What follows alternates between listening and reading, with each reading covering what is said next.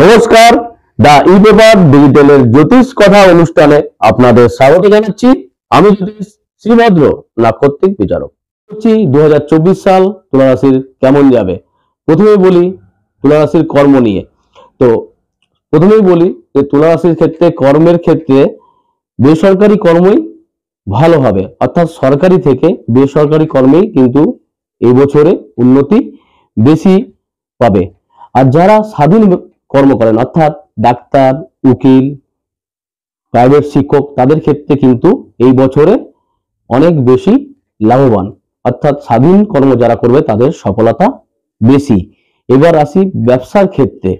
তো তুলা রাশির যারা ব্যবসা করছেন অর্থাৎ হোটেল, মিষ্টি, খাদ্যদ্রব্য বা হসপিটাল সঙ্গে যুক্ত বা স্কুলের সঙ্গে যুক্ত ব্যবসা করছেন, তাদের বলবো এবছর ব্যবসায় তারা সাফল্য পাবে। তবে ব্যবসার জন্য হয়তো তাদেরকে ঘোরাঘুরি করতে হতে পারে। এবার আসি বিবাহ ক্ষেত্রে।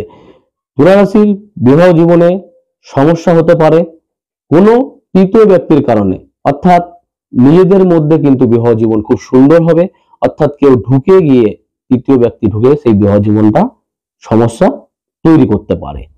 আসি প্রেমের ক্ষেত্রে। তুলা রাশির প্রেমের ক্ষেত্রে সফলতা পাবে এবং নতুন করেও কিন্তু প্রেম এবছর আসতে চলেছে।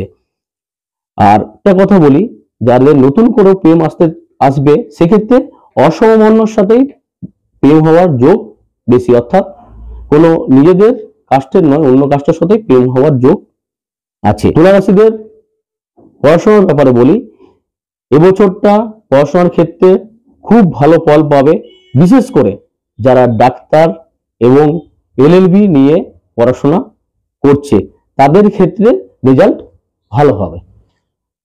স্বাস্থ্য। তো তুলা রাশিদের ক্ষেত্রে এবছর বলবো স্বাস্থ্যের জন্য বিশেষ করে হাঁটু থেকে পায়ের গোড়ালি এই জায়গাটায় কোনো সমস্যা হতে পারে এবং হাড়ের একটা সমস্যা থাকবে বা অল্পতে ঠান্ডা লেগে যেতে পারে, তাই ডাক্তারের পরামর্শ নিন এবং ভালো থাকুন।